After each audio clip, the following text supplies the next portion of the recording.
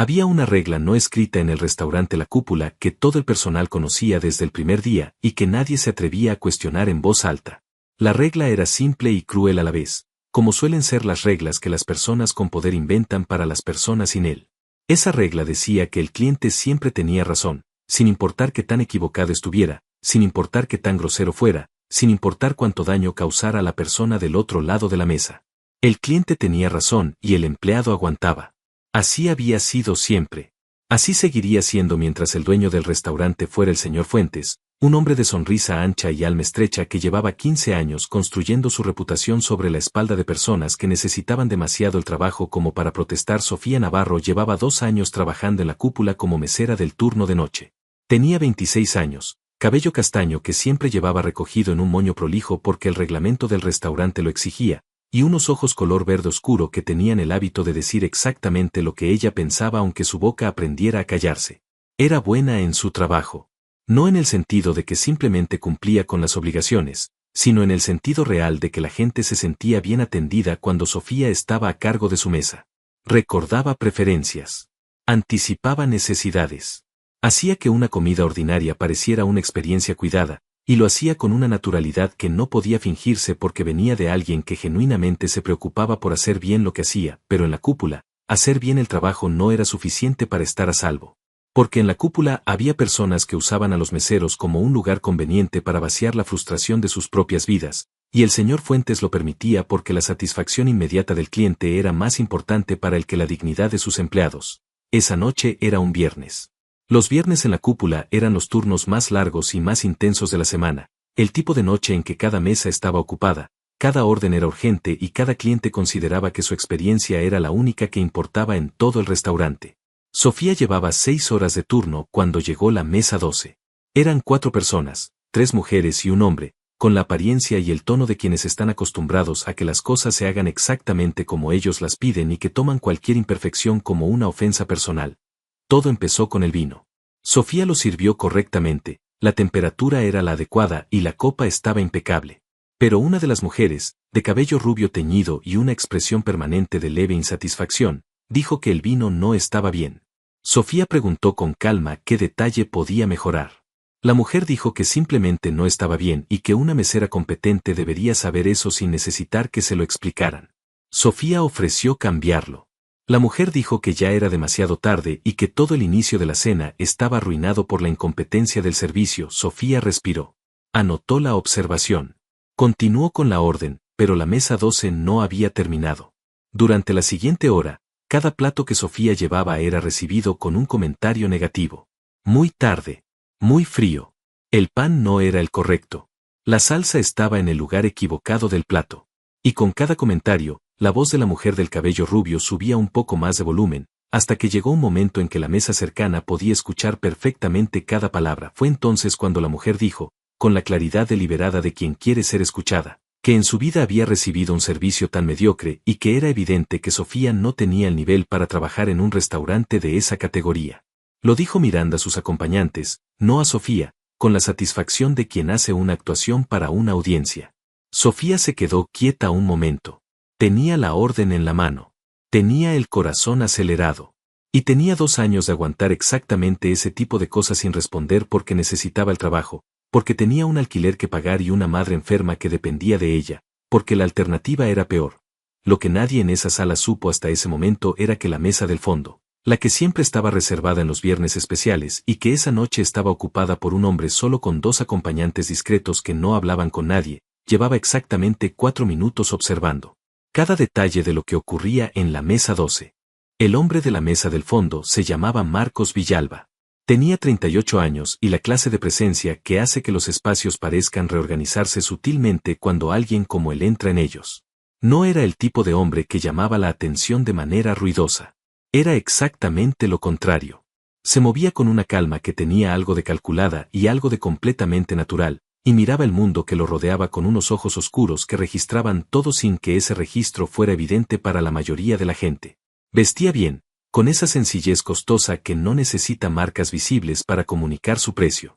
Y cuando hablaba, lo hacía en voz baja, lo cual en su caso no era una señal de debilidad sino exactamente lo contrario. Marcos Villalba era el tipo de nombre que en ciertos círculos de esa ciudad se pronunciaba con cuidado. No porque fuera famoso en el sentido convencional, sino porque había personas que sabían exactamente quién era y qué significaba su presencia en un lugar, y esas personas habían aprendido que la discreción era la respuesta más inteligente a esa información. Esa noche, Marcos estaba en la cúpula por razones que no tenían nada que ver con el drama de la mesa 12. Tenía una reunión discreta con dos hombres de negocios a quienes conocía desde hacía años y con quienes había acordado hablar en ese espacio neutral. Era una conversación que requería privacidad y un entorno sin sorpresas. La mesa del fondo de la cúpula, siempre reservada bajo un nombre diferente, era el tipo de lugar que cumplía esos requisitos, pero la conversación de negocios había quedado en pausa desde el momento en que la voz de la mujer de la mesa 12 empezó a subir de volumen. Marcos tenía el hábito de registrar lo que ocurría en su entorno con una precisión que era parte de su naturaleza, y lo que registraba en los últimos 4 minutos era suficientemente claro como para que cualquier otra cosa dejara de importar temporalmente. Había visto a Sofía trabajar desde que llegó. La había observado sin ningún motivo específico más allá de que era la persona más cercana y su trabajo era parte del paisaje de ese espacio. La había visto moverse con eficiencia y con algo más, con una atención genuina hacia cada mesa que no tenía la artificialidad del entrenamiento sino la espontaneidad de alguien que realmente se preocupaba. La había visto recibir el primer comentario de la mesa 12 con una calma que claramente le costaba mantener. La había visto recibir el segundo, el tercero, el cuarto. Y ahora la veía de pie junto a esa mesa, con la orden en la mano y los hombros ligeramente tensos, escuchando como una mujer que no sabía nada de ella declaraba su incompetencia frente a toda la sala. Marcos puso la copa sobre la mesa. Se limpió la boca con la servilleta con un gesto pausado. Luego miró a uno de sus acompañantes y le dijo, en voz muy baja, que llamara al encargado del restaurante.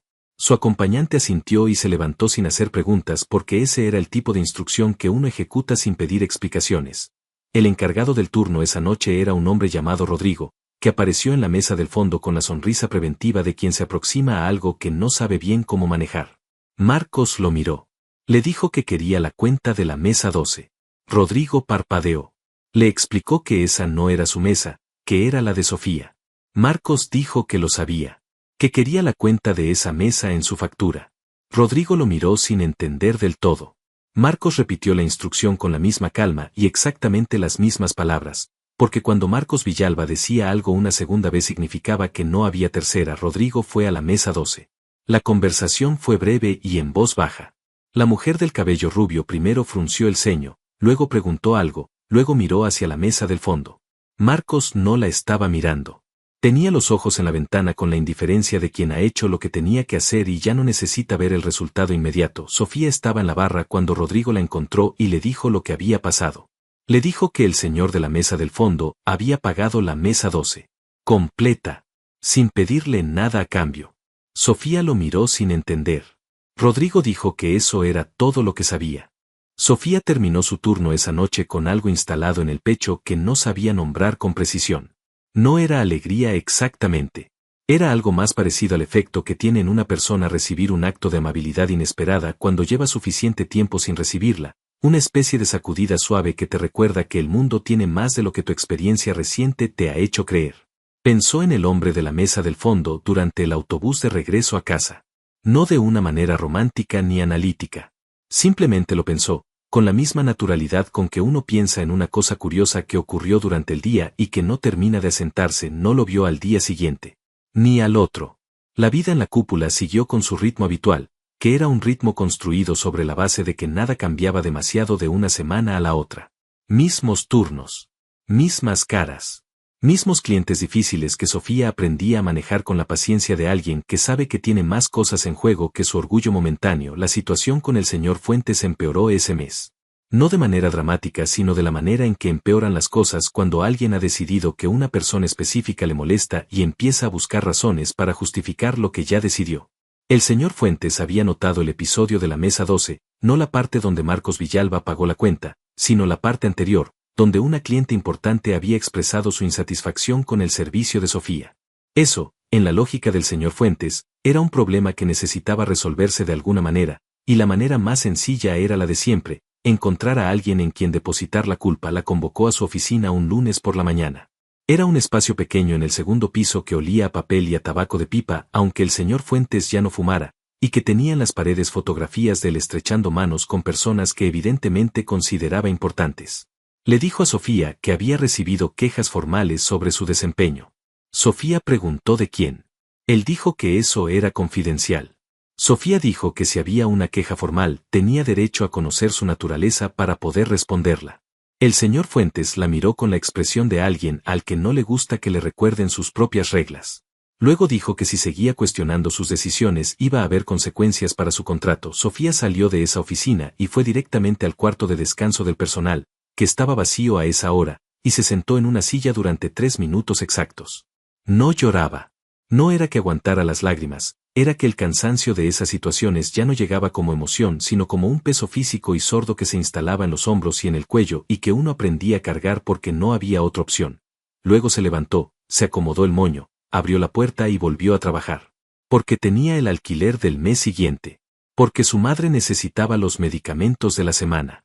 Porque las razones para aguantar eran más concretas y más urgentes que el orgullo, y Sofía había aprendido hace tiempo que cuando las razones son así de concretas, la resistencia tiene que esperar su momento. Lo que no sabía era que el viernes siguiente, Marcos Villalba volvería a la cúpula. Y que esta vez no llegaría solo por una reunión de negocios, la mesa del fondo estaba reservada de nuevo.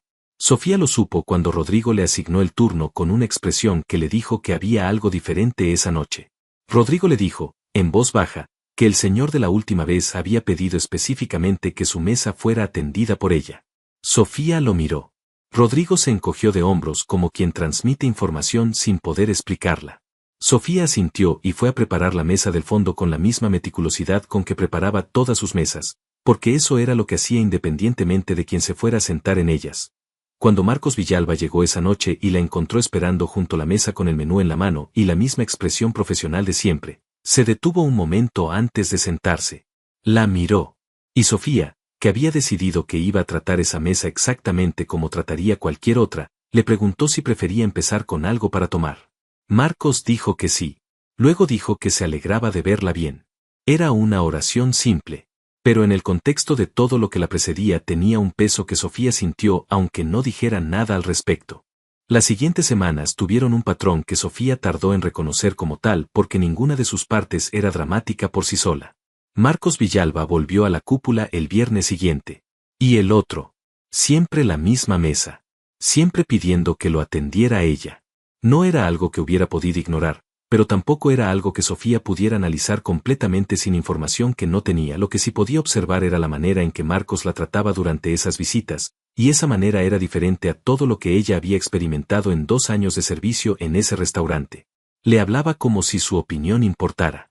Le preguntaba cosas que nadie que se sentara en sus mesas le preguntaba, que le recomendaba del menú no por protocolo sino con genuino interés en su respuesta, como había sido la semana, si el trabajo era lo que había planeado que fuera. Sofía respondía con la misma brevedad cuidadosa que usaba con todos los clientes, porque mezclar lo personal con lo profesional era un territorio que había aprendido a no pisar. Pero había algo en la manera en que Marcos hacía esas preguntas que hacía difícil mantener la distancia completamente. Una noche le preguntó cómo había llegado a ese trabajo. Era una pregunta que nadie le había hecho. Sofía lo miró un momento. Luego le dijo la verdad simple, que había estudiado 1 año de gastronomía antes de que las circunstancias la obligaran a dejar los estudios, que el trabajo en el restaurante había sido temporal en el plan original y que 2 años después seguía siendo temporal, pero el plan original ya no existía de la misma forma.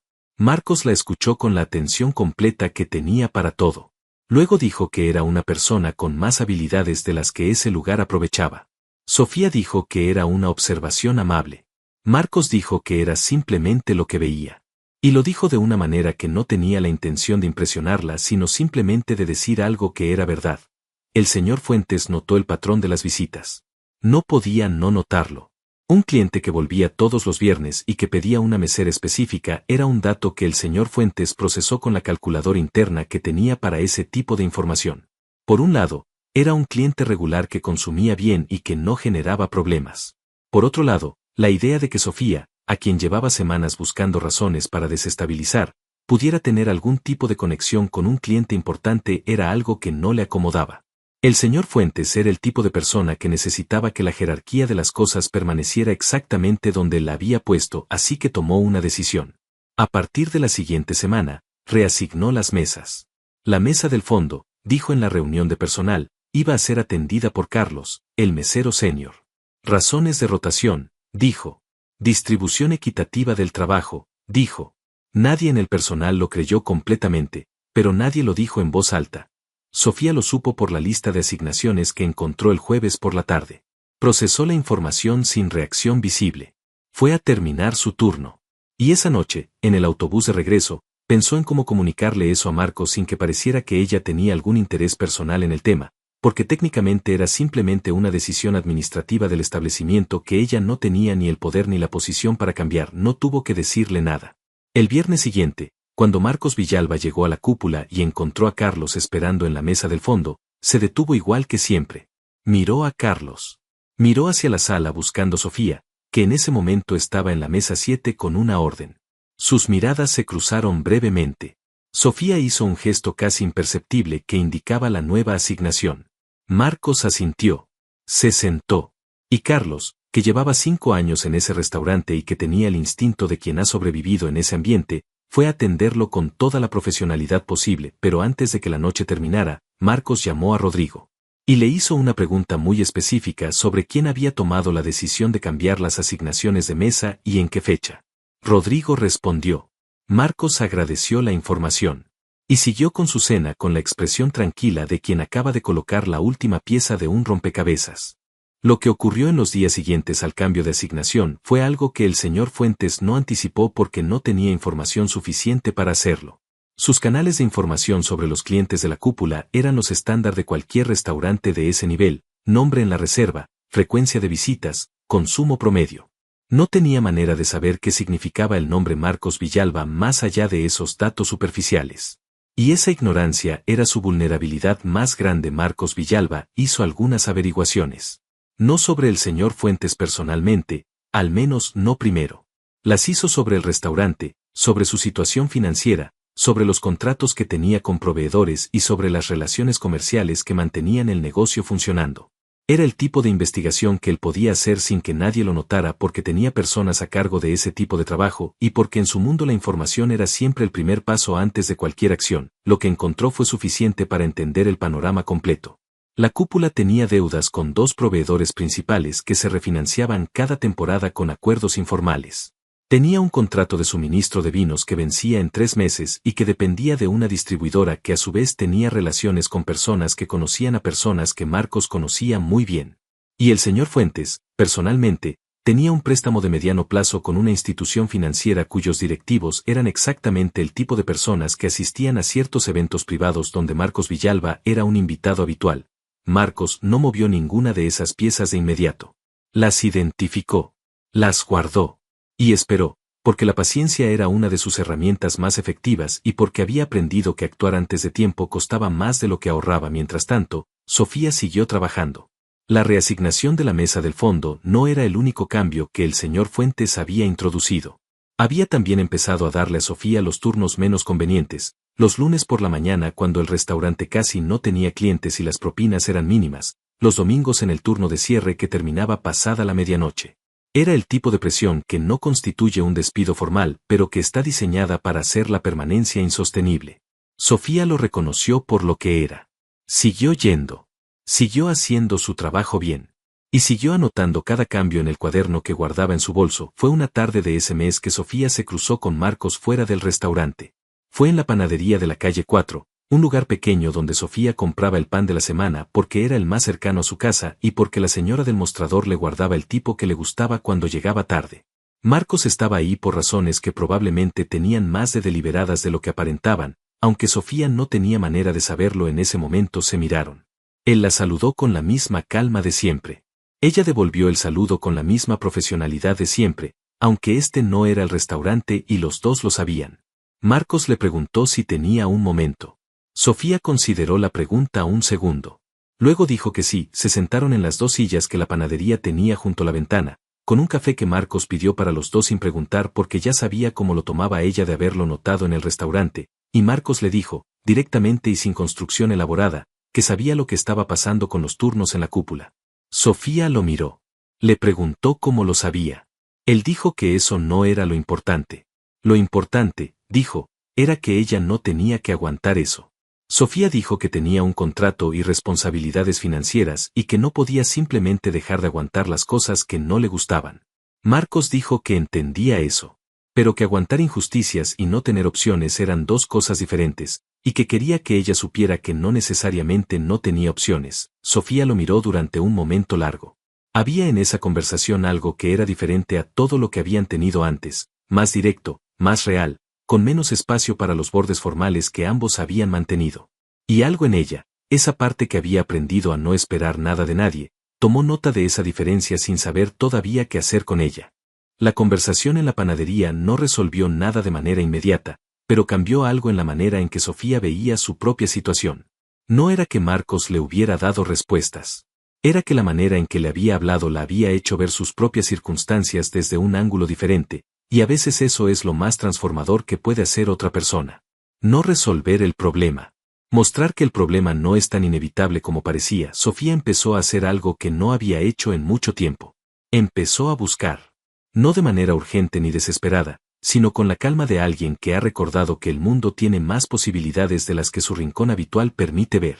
Buscó información sobre cursos de especialización gastronómica. Buscó sobre sus derechos laborales. Buscó sobre otros restaurantes en la ciudad que pudieran necesitar personal con su experiencia. No porque estuviera lista para actuar todavía, sino porque buscar era una forma de recordar que el movimiento era posible. En la cúpula, la situación con el señor Fuentes continuó escalando de la manera lenta y deliberada que tenía. Una semana le dijo que había recibido quejas de clientes sobre su actitud, sin especificar cuántas ni de quién. La siguiente semana le hizo una observación delante de dos compañeras sobre la presentación de uno de los platos que ella había servido, una crítica que todos en ese grupo sabían que era injusta porque la presentación de los platos era responsabilidad de la cocina, no del servicio. Sofía respondió a todo con la misma calma documentada de siempre. Pero el efecto acumulativo de esas pequeñas agresiones era real y tenía peso, y Sofía lo sentía en la manera en que llegaba a casa cada noche con algo más de cansancio que el físico. Fue una compañera llamada Marta quien le dijo un día, en voz muy baja en el cuarto de descanso, que había escuchado al señor Fuentes hablar con el señor Aldama, uno de los inversores del restaurante, y que en esa conversación Fuentes había dicho que tenía pensado hacer cambios en el personal antes de fin de mes. Marta no sabía nombres. Pero la manera en que lo dijo y la manera en que miró a Sofía después de decirlo dejaba poco espacio para la interpretación. Sofía agradeció a Marta la información. Luego se fue al baño, abrió su cuaderno, anotó la fecha y lo que acababa de escuchar, y se quedó mirando la hoja durante un momento. Tenía en ese cuaderno 3 meses de irregularidades documentadas. Tenía fechas, nombres, detalles. Era suficiente para una queja formal ante las autoridades laborales. No era suficiente para garantizar que el resultado fuera a su favor, porque en esa clase de disputas el tamaño de los recursos importaba más de lo que debería. Pero era lo que tenía. Esa tarde, Marcos llegó a la cúpula. Era jueves, no viernes, lo cual era diferente. Pidió que lo atendiera Sofía, aunque la asignación formal siguiera siendo Carlos para ciertos sectores. Rodrigo lo acomodó en una mesa diferente, una que sí correspondía al turno de Sofía, con la eficiencia de quien hace lo que puede dentro de las reglas para hacer lo que el cliente necesita. Cuando Sofía se acercó a la mesa, Marcos la miró y le preguntó cómo estaba. No era la pregunta de cortesía que los clientes hacen sin esperar respuesta. Era la otra pregunta, la real, la que viene de alguien que genuinamente quiere saber la respuesta. Sofía lo miró durante un segundo. Luego dijo que había tenido días mejores. Era la primera vez que respondía esa pregunta con honestidad en ese restaurante, con ese tono, a ese hombre. Marcos asintió. No preguntó más detalles. Pero antes de que Sofía se retirara a buscar la orden le dijo, en voz baja, que al día siguiente revisara su teléfono porque iba a enviarle algo. Sofía lo miró. Él ya estaba mirando el menú con esa calma de siempre. Esa noche, en el autobús de regreso, Sofía miraba por la ventana y pensaba en lo que había dicho Marcos. No con ansiedad. Con algo más parecido a la expectativa cautelosa de quien ha decidido, muy despacio y con mucha precaución, que quizás la siguiente parte de la historia podía ser diferente a las anteriores. El mensaje llegó al día siguiente a las 10 de la mañana. Era un texto simple, sin adornos, en el estilo directo que Sofía ya identificaba como propio de Marcos. Le decía que había hablado con la directora de un instituto de gastronomía de la ciudad, que había un programa de especialización que comenzaba el mes siguiente, que la matrícula y los costos del primer semestre estaban cubiertos si ella decidía tomarlo, y que la decisión era completamente suya. No había presión en el mensaje. No había condición implícita. Era simplemente una puerta abierta y la llave entregada sin más explicación que la de que existía. Sofía leyó el mensaje 3 veces. Luego lo guardó el teléfono en el bolsillo y fue a preparar el desayuno porque necesitaba hacer algo con las manos mientras procesaba lo que acababa de leer. Preparó el desayuno de su madre, que esos días podía levantarse pero que seguía necesitando cuidados que Sofía administraba con la misma meticulosidad que todo lo demás en su vida. Su madre le preguntó si estaba bien porque tenía esa expresión que ponía cuando estaba pensando demasiado en algo. Sofía dijo que sí, que estaba bien, que tenía algo que considerar. Su madre dijo que si era una decisión importante debía tomarla con el corazón y con la cabeza, y no con el miedo. Era la clase de cosa que su madre decía cuando sabía exactamente cuál era el problema aunque no tuviera los detalles. Sofía la miró y pensó que su madre conocía la geometría de su miedo mejor que nadie en el mundo. Tardó 2 días en responder. En esos 2 días pensó en todas las razones para no aceptar. Razones reales, no inventadas. La posibilidad de que aceptar algo así cambiara la naturaleza de lo que fuera que existía entre ella y Marcos, que todavía no tenía nombre claro. La posibilidad de que depender de la generosidad de alguien que no entendía completamente la pusiera en una posición vulnerable. La posibilidad de que las cosas cambiaran y que esa generosidad se convirtiera en una deuda de la cual no pudiera salir. Y luego pensó en las razones para aceptar. En el cuaderno con 3 meses de injusticias documentadas. En el señor Fuentes con su expresión de satisfacción cada vez que encontraba una manera de hacerle el trabajo más difícil. En su madre que necesitaba los medicamentos y en el alquiler del mes que venía. En el año de gastronomía que había dejado a medias y que seguía siendo algo que quería aunque lo hubiera guardado en el lugar donde guardaba las cosas que no podía permitirse querer activamente. El tercer día le respondió a Marcos. Le dijo que aceptaba. Le dijo que necesitaba que él entendiera que lo aceptaba como una oportunidad y no como una obligación, que su vida era suya para decidir y que si en algún momento las circunstancias cambiaban eso no cambiaba también. Marcos respondió que lo entendía perfectamente, que era exactamente como debía ser. En la cúpula esa semana, el señor Fuentes la llamó a su oficina nuevamente. Esta vez tenía un papel sobre el escritorio. Le dijo que había decidido reducir el personal por razones presupuestarias y que su posición era una de las afectadas. Le dijo que el último día sería el fin de mes. Le ofreció la liquidación mínima que exigía la ley con la actitud de quien está cumpliendo un trámite menor. Sofía miró el papel. Lo leyó. Luego miró al señor Fuentes y le dijo que lo revisaría con asesoría legal antes de firmar cualquier cosa. Fuentes dijo que no era necesario, que era un procedimiento estándar. Sofía dijo que en ese caso no había problema en esperar unos días mientras lo revisaba. Fuentes la miró con la expresión de alguien que no esperaba resistencia. Sofía sostuvo su mirada sin ninguna de las señales habituales de intimidación. Y salió de esa oficina con el papel en la mano y el corazón acelerado, pero los pasos completamente firmes. La asesoría legal fue lo primero que Sofía buscó al día siguiente. Era algo que en circunstancias normales no habría podido costear, pero Marcos le había mencionado de pasada, en una de sus conversaciones en la mesa del fondo, que conocía a una abogada laboral que atendía casos como el suyo a costos reducidos cuando la situación lo justificaba. Sofía llamó. La abogada se llamaba Clara Medina. Era directa y competente, y cuando Sofía le explicó la situación y le mostró el cuaderno con los registros de los últimos 3 meses, la abogada dijo que tenían más que suficiente para una demanda formal por despido injustificado con agravantes por acoso laboral sostenido.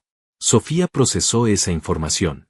La abogada le explicó el proceso, los tiempos, los posibles resultados. Sofía escuchó todo con la atención que ponía en las cosas que importaban. Luego preguntó qué necesitaba de ella.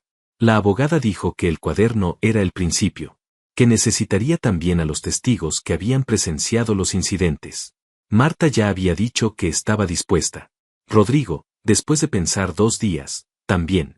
Lo que nadie en esa cadena de eventos sabía todavía era que Marcos Villalba había puesto en movimiento, de manera completamente paralela y sin decirle nada a Sofía porque no era su estilo anunciar lo que hacía, una serie de cosas que involucraban a personas que tenían relaciones con el señor Fuentes en distintos niveles. No era una operación de destrucción. Era más preciso que eso. Era el tipo de ajuste que ocurre cuando alguien con los recursos correctos decide que una situación tiene que cambiar de dirección. El proveedor de vinos que abastecía a la cúpula recibió una llamada de uno de sus clientes más importantes sugiriendo que revisara los términos de su contrato con el restaurante. La institución financiera donde el señor Fuentes tenía su préstamo recibió una solicitud interna de revisión de su cartera de clientes de mediano riesgo. Y el señor Aldama, el inversor que había hablado con Fuentes sobre los cambios de personal, recibió en una cena privada la información de que la cúpula no era exactamente la inversión sólida que le habían presentado. Nada de esto llegó al señor Fuentes de manera directa e inmediata.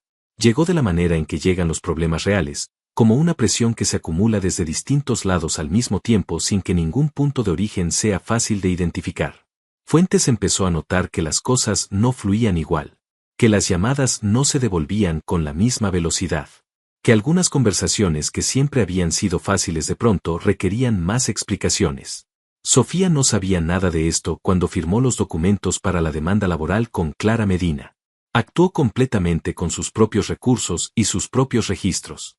Y fue esa acción independiente, esa demanda presentada con 3 meses de documentación impecable, la que llegó al escritorio del señor Fuentes un lunes por la mañana y lo dejó con una expresión que Rodrigo, que lo vio salir de la oficina después de leer los papeles, describió después como la de alguien que acaba de darse cuenta de que calculó completamente mal la situación. Esa tarde, Sofía le contó a Marcos lo de la demanda. No para que él hiciera algo al respecto. Simplemente porque era la persona con quien había empezado a hablar de las cosas que importaban y porque le parecía honesto que lo supiera. Marcos la escuchó con la atención de siempre. Luego dijo que era lo correcto. Dijo que tenía el respaldo de alguien que sabía hacerlo bien. Y luego dijo algo que Sofía no esperaba. Dijo que estaba orgulloso de ella. No en el tono de quien halaga. En el tono de quien constata un hecho objetivo que le produce algo genuino. Sofía no supo qué responder durante un momento. Luego dijo que gracias. Pero la palabra era insuficiente para lo que había en el pecho cuando la dijo. El proceso legal tomó tiempo, como toman tiempo todas las cosas que se hacen correctamente. Clara Medina era metódica y eficiente, y guiaba a Sofía a través de cada paso con la claridad de alguien que no cree en dejar a sus clientes en la oscuridad sobre lo que está ocurriendo. Había audiencias preliminares. Había intercambio de documentación. Había momentos en que el señor Fuentes presentaba argumentos que parecían sólidos superficialmente y que Clara desmontaba con la misma calma con que había recibido el cuaderno de Sofía ese primer día. Sofía ya no trabajaba en la cúpula. Había comenzado el programa de especialización gastronómica y había encontrado trabajo de medio tiempo en un café pequeño donde el dueño era una persona razonable que valoraba el buen trabajo sin necesitar humillar a quien lo hacía. El ingreso era menor que el del restaurante, pero el peso que dejaba de cargar cada noche al llegar a casa valía más que la diferencia. Marcos y ella se veían con regularidad. No en el restaurante, que ya no era parte de la vida de ninguno de los dos de la misma manera. Se veían en lugares que no tenían la mediación del trabajo, que era un cambio que los dos sentían aunque ninguno lo nombrara de manera dramática. Una tarde en el parque donde Sofía caminaba los domingos. Una cena que no era técnicamente una cena sino una conversación larga que ocurrió alrededor de comida. Una vez en la panadería de la señora de la esquina donde seguían encontrándose con una frecuencia que había dejado de ser casual. Sofía fue conociendo a Marcos en capas, que era la única manera de conocer a ese tipo de persona. No se entregaba todo de golpe. Daba porciones cuidadosas de información sobre sí mismo que requerían atención para ser interpretadas correctamente. Le contó sobre su infancia, que había sido dura de maneras que no especificaba pero que se podían inferir. Le contó sobre su hermano menor, que era la persona en el mundo por la que haría cualquier cosa y que era también una de las pocas personas que lo conocían de verdad. Le contó, en una sola oración que tenía el peso de un párrafo entero, que había perdido a alguien importante hace 5 años y que desde entonces había construido su vida de maneras que funcionaban pero que no siempre llenaban lo que necesitaban llenar. Sofía lo escuchó con la misma atención con que él la escuchaba a ella. Y fue acumulando esas porciones de información con el cuidado de quien sabe que lo que le están dando tiene valor precisamente porque no se entrega fácilmente. Una tarde, Sofía estaba estudiando en la mesa de su pequeño departamento cuando su madre se asomó y le preguntó quién era Marcos. No porque supiera exactamente de quién hablaba, sino porque el nombre había aparecido suficientes veces en las últimas semanas en las conversaciones de Sofía como para merecer una pregunta directa. Sofía dejó el libro. Miró a su madre. Y tardó más de lo esperado en responder porque encontrar la respuesta correcta era más complicado de lo que parecía.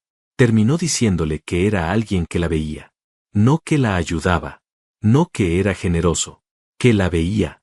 Su madre la miró con esa expresión que tenían las madres que conocen a sus hijos mejor de lo que esos hijos se conocen a sí mismos. Luego dijo que eso era lo más importante que una persona podía hacer por otra. Sofía asintió.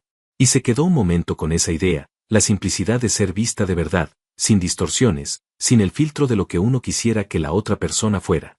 Y pensó que sí, que eso era exactamente lo que era. El caso laboral se resolvió 5 semanas después de la primera audiencia. El señor Fuentes, que había comenzado el proceso con la confianza de quien cree que el tamaño de sus recursos es suficiente para ganar, fue encontrando durante el proceso que su posición era menos sólida de lo que había imaginado. La documentación de Sofía era impecable. Los testimonios de Marta y Rodrigo eran consistentes y creíbles. Y Clara Medina presentó el caso con una precisión que no dejaba mucho espacio para interpretaciones alternativas. La resolución fue a favor de Sofía.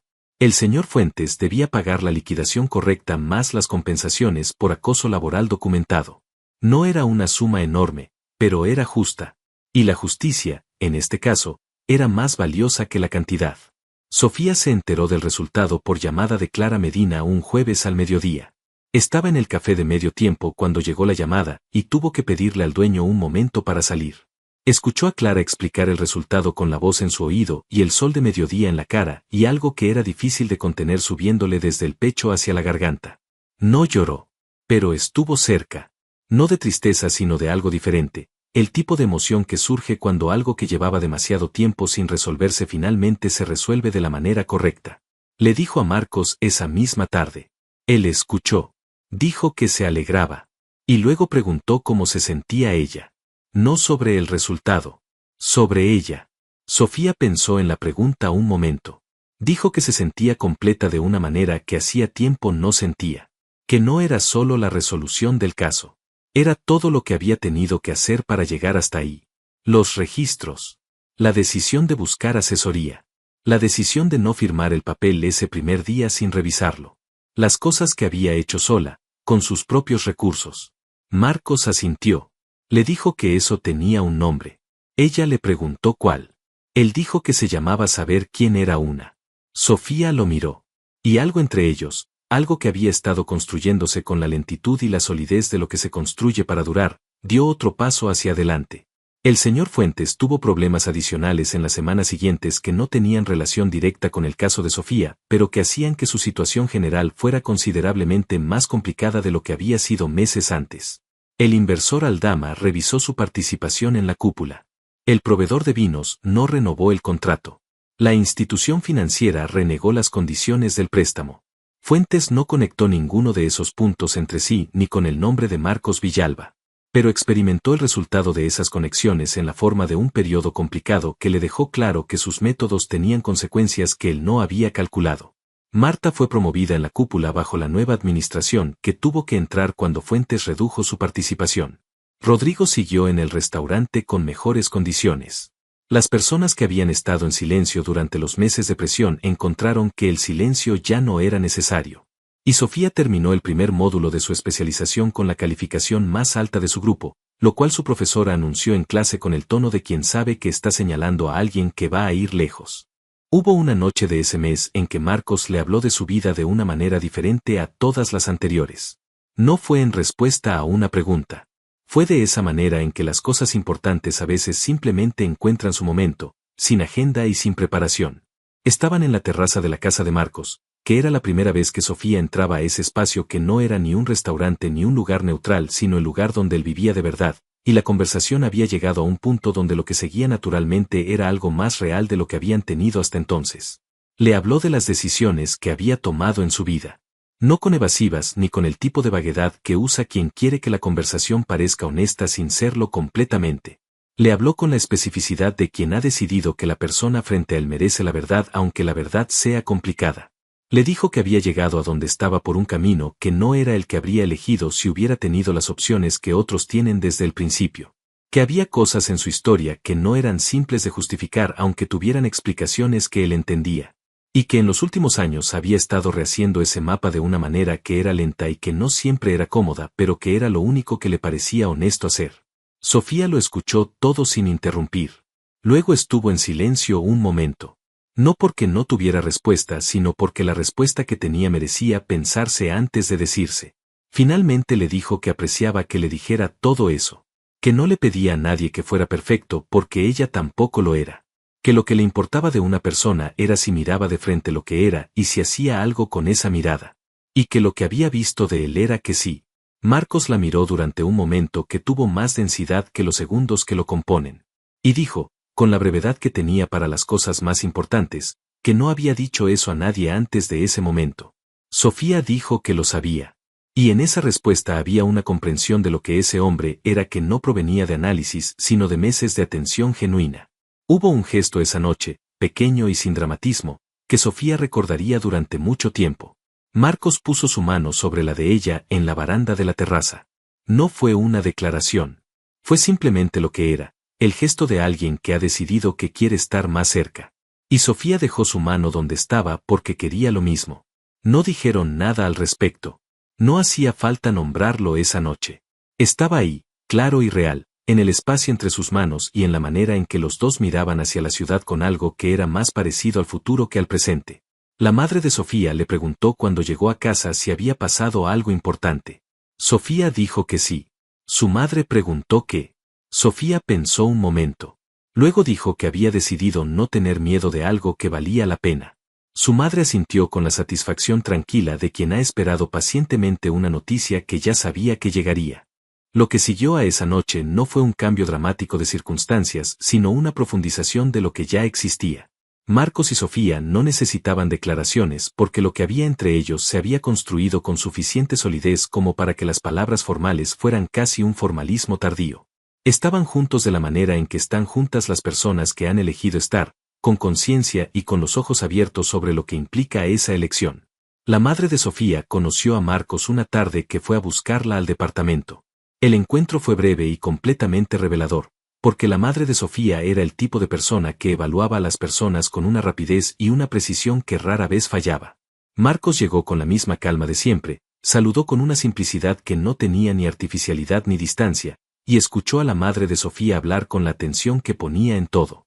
Cuando se fueron, la madre le dijo a Sofía que era un hombre que cargaba cosas pero que no las usaba como excusas. Sofía dijo que eso era exactamente correcto. Su madre dijo que eso era raro y que era bueno. El hermano de Marcos, cuyo nombre era Nicolás, era efectivamente la persona que Marcos había descrito, más cálido en la superficie pero con la misma profundidad debajo. Cuando Sofía lo conoció en una cena que Marcos organizó sin llamarla de nada especial, Nicolás la miró con los ojos de alguien que lleva tiempo esperando ver quién era la persona capaz de hacer lo que él veía que había cambiado en su hermano, y aparentemente lo que vio lo satisfizo, porque desde esa noche la incluyó en las conversaciones con la naturalidad de quien ya la contaba como parte del paisaje.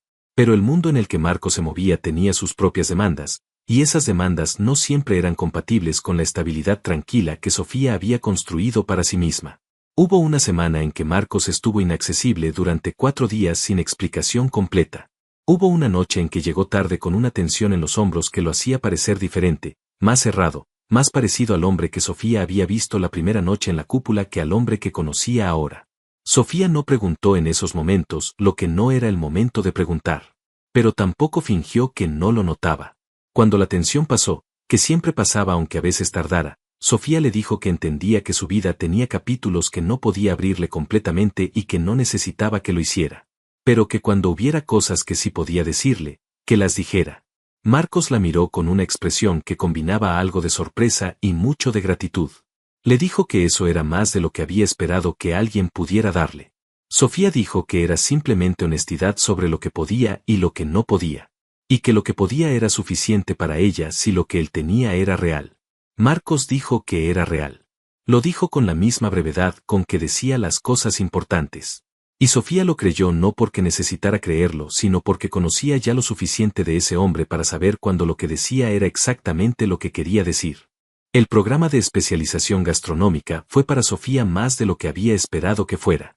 No solo por el conocimiento técnico, que era sólido y que llenaba el espacio que ese año interrumpido había dejado pendiente, sino por lo que significaba volver a un lugar de aprendizaje después de haberlo creído fuera de su alcance durante tanto tiempo.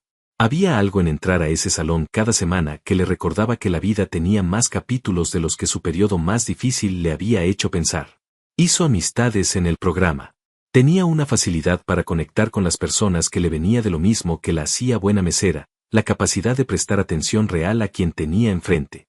Una compañera llamada Andrea se convirtió en alguien con quien Sofía empezó a pasar tiempo fuera del aula, y en esas conversaciones encontró el tipo de amistad que se construye rápido cuando dos personas tienen suficientes cosas verdaderas en común.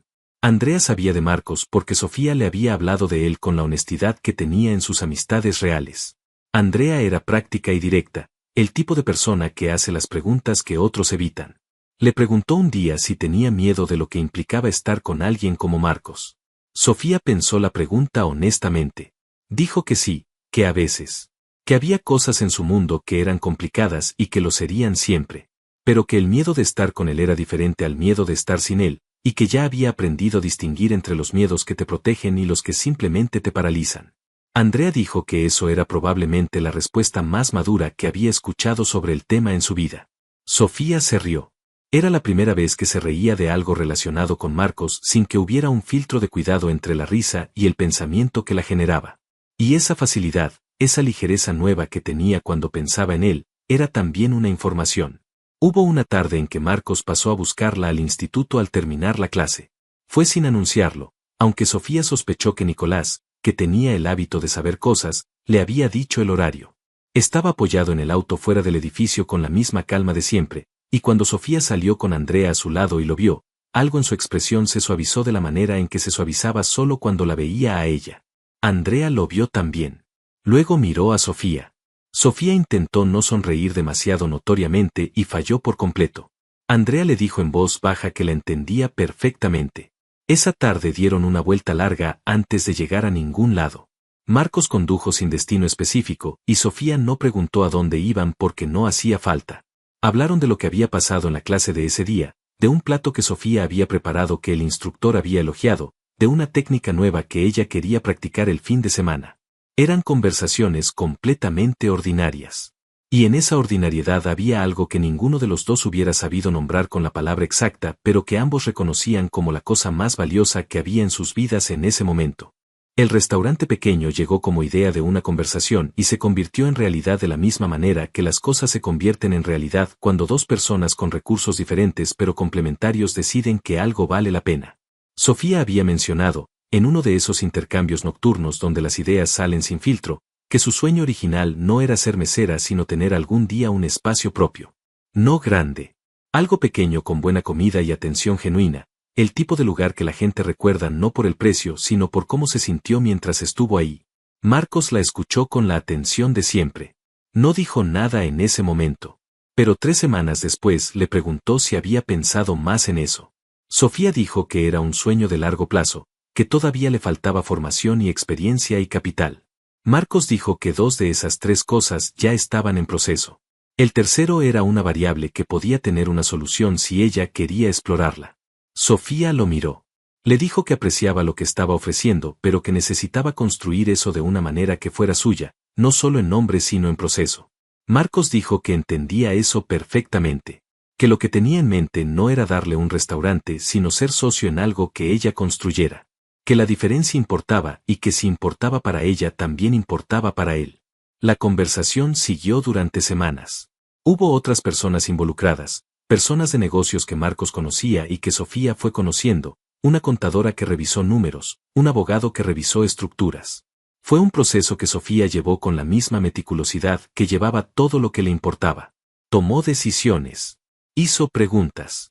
Rechazó términos que no le parecían correctos y propuso otros. Y en ese proceso, Marcos la observó con algo que era reconocimiento puro. La satisfacción específica de ver a alguien hacer exactamente lo que debía hacer en exactamente la manera en que debía hacerlo. Había algo que Sofía notó durante ese periodo. El señor Fuentes, que había tenido en ese tiempo un semestre difícil con la cúpula en términos financieros y de reputación, había vendido su participación mayoritaria a finales del trimestre. El restaurante seguía funcionando bajo nueva dirección. Marta era ahora supervisora del turno tarde. Rodrigo había recibido un aumento. Las personas que habían aguantado durante los años de Fuentes descubrieron que el restaurante podía funcionar de otra manera. Sofía no sintió triunfo cuando se enteró de eso. Sintió algo más parecido a la confirmación de algo que siempre había creído pero que a veces el mundo le hacía dudar. Que las cosas injustas tienen un límite. Que ese límite no siempre llega cuando uno lo espera ni de la manera que uno anticipa. Pero llega. Su madre estaba mejor ese mes. Los medicamentos funcionaban y había días en que tenía energía para cosas que hacía tiempo no podía hacer. Sofía la llevó a caminar por el parque un domingo y su madre le preguntó, mirando los árboles, si era feliz. Sofía pensó en la pregunta con la seriedad que merecía. Luego dijo que sí, que era feliz de una manera que no era perfecta pero que era real. Su madre dijo que eso era lo único que importaba. Y lo dijo con la certeza de quien ha vivido suficiente como para saber que es verdad. La historia de Sofía Navarro no terminó cuando ganó el caso laboral. No terminó cuando el señor Fuentes vendió el restaurante. No terminó ninguna noche específica en ningún gesto específico. Se fue construyendo con la misma acumulación de cosas pequeñas con que había empezado, solo que en dirección diferente. El espacio pequeño que Sofía y Marcos buscaron durante meses apareció en una calle tranquila del centro de la ciudad, un local con buena luz y la cocina correcta para lo que Sofía tenía en mente.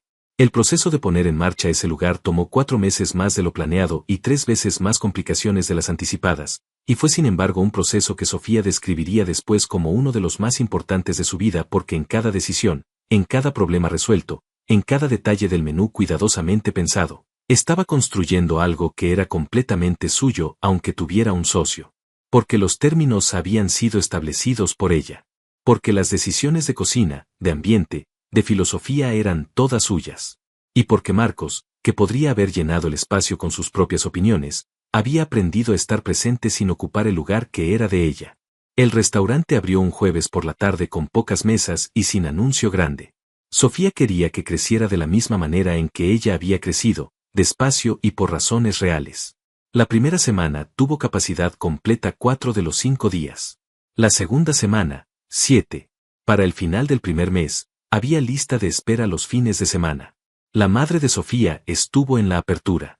Llegó con el vestido que guardaba para las ocasiones importantes y se sentó en la mesa que Sofía le había reservado junto a la ventana con la mejor luz. Nicolás estuvo también, con su energía habitual llenando el espacio de una manera que hacía que todo pareciera una celebración aunque el plan original fuera solo cenar. Andrea estuvo, con 2 amigas del programa que Sofía también había invitado. Marcos llegó el último, cuando el servicio ya había comenzado y Sofía estaba en el ritmo de la cocina que era el lugar donde ella era más completamente ella misma. Se sentó a la barra que daba vista a la cocina abierta y estuvo ahí durante toda la noche, no interfiriendo, no dirigiendo, simplemente presente. Sofía lo veía de vez en cuando desde el otro lado del cristal y había algo en esa imagen, ese hombre que movía ciudades sentado en una barra viendo trabajar a una mujer que un año antes limpiaba mesas en un restaurante que no la valoraba, que contenía toda la historia en un solo cuadro. La lección que quedó de todo eso no era simple de resumir en una frase porque era una lección vivida, con textura y con tiempo y con todas las complicaciones que tienen las cosas reales. Pero si hubiera que nombrarla, sería algo así, que la dignidad de una persona no depende de la posición que el mundo le haya asignado, que la bondad genuina y el trabajo honesto no pasan desapercibidos para siempre, que quienes humillan a los que consideran menores están construyendo sobre arena, y que esa arena se mueve eventualmente. Y que la protección más poderosa que existe no es la que viene de alguien más sino la que uno construye con su propia honestidad y su propio registro y su propio valor de no firmar lo que no es justo. Sofía nunca olvidó ese primer viernes en la cúpula. No porque fuera el peor momento de su vida sino porque fue el momento en que el mundo, sin quererlo, puso en el mismo espacio 2 personas que necesitaban exactamente lo que la otra tenía para dar. Una injusticia que alguien vio. Una persona que fue vista. Y todo lo demás que siguió de ahí.